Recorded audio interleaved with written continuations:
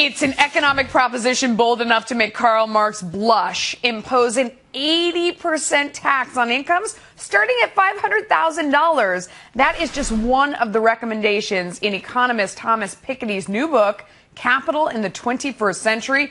It is inspiring some serious debate on income inequality. Here now, our very own Charlie Gasparino, Fox News senior judicial analyst Judge Andrew Napolitano. I just looked online. You can't even get this book anymore.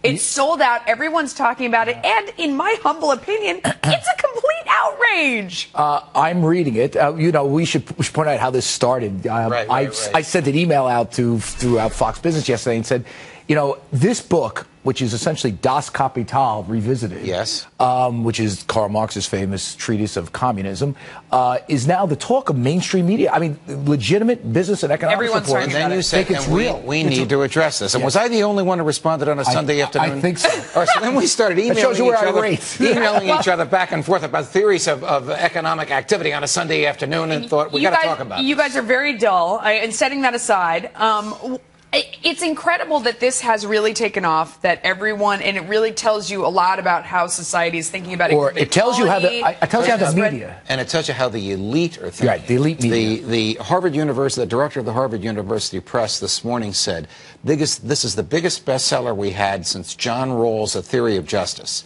Now, most people watching us now have never read or heard of John Rawls' A Theory of Justice.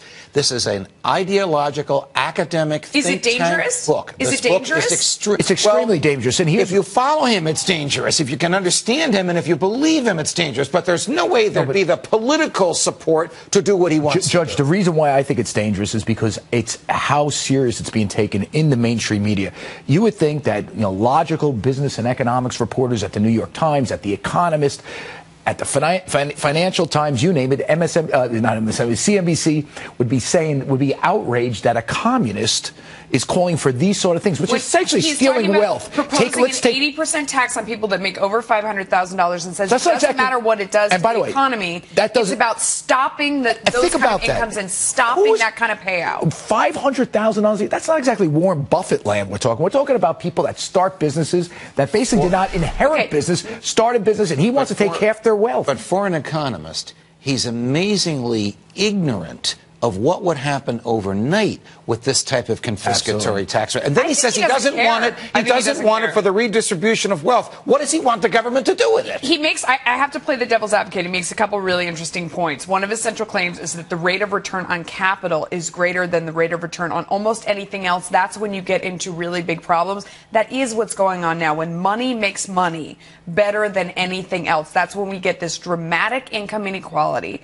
And are we not steering ourselves towards some sort of insurrection down the road? But listen, with this kind of thing gaining this much popularity, there is a threat. I've read Anna Karenina, which basically foretells the Russian Revolution, right? Which is what he's essentially calling for, where you have the masses being subjugated by very rich. We don't have that right now in this country. We got to go to topic number two. Hang on. Okay, you are never big enough to be above the law. Attorney General Eric Holder releasing a video today warning big banks that the Justice Department is not afraid to come after them. Holder backtracking from his remarks last year where he argued penalizing big banks could harm the economy. He actually says in this video, and I thought it was very thoughtful, and I've been a harsh critic of his, but in this I respect him. The very indictment of a bank, and an indictment means nothing. It's not evidence of anything. A grand jury would indict a ham sandwich if a prosecutor asked them to. The very filing of the indictment of a bank could trigger such negative regulatory reaction for the bank, it could put them out of business. It does. And the government knows that. The government cannot willy-nilly indict a bank. It could indict a banker, but it cannot indict a bank without catastrophic effects. So what does this tell you? It tells me that they read the New York Times Sunday magazine yesterday about how few people have been indicted in the financial community. It tells me that they're getting pressure from politicians that somebody's got to be indicted. What do you think they're talking Here's about? the thing. What do you think they're talking about? The guy who wrote the piece, Jesse Eisinger, is a good friend of mine. I would say this, and it's a point I've made a lot. Why do they go after insider trading so vehemently? Because they didn't want to spend the time going after people on the mortgage crimes, on the big banks, where they lied about. Do you think someone belongs in jail as a result of the financial crisis? I think it'd be very You have covered this so very closely. difficult for the government to prove that. Charlie, do you think someone should? Because there's a lot of people out there on Main Street who think nobody went to jail over the financial crisis. I am torn on this because half of me says that when the CEO of Merrill Lynch or whoever, they all did it, says, our liquidity is fine. We got a lot of money in the bank. We're not going out of business. And 2 days later, you don't have any liquidity. There's a lie there. There's something being there. And you think that's criminal?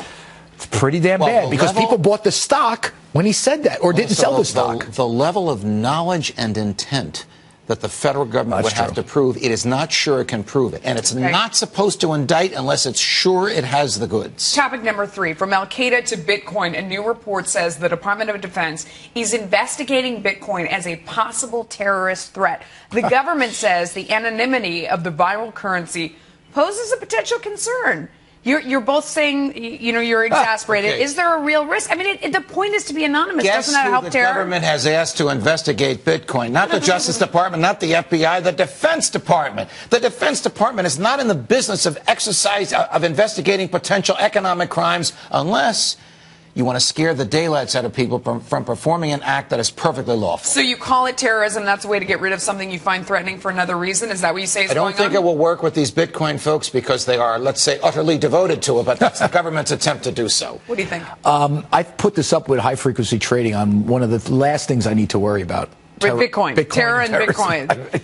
It does, I mean... Am I missing something here? No. These Bitcoin people, they're my people. They're serious libertarians. They are not terrorists. They're just trying to find an economic and efficient way to exchange goods for services. Do they have a point, though? Do they have a thread of a point here that if the whole point of Bitcoin is to transact anonymously, it is rife for use by terrorists, by criminals? I mean, it sort of sets itself up to be perfectly suited to that. If the government really feels that way, they'll abolish cash. And if they do that, they'll be voted out of office.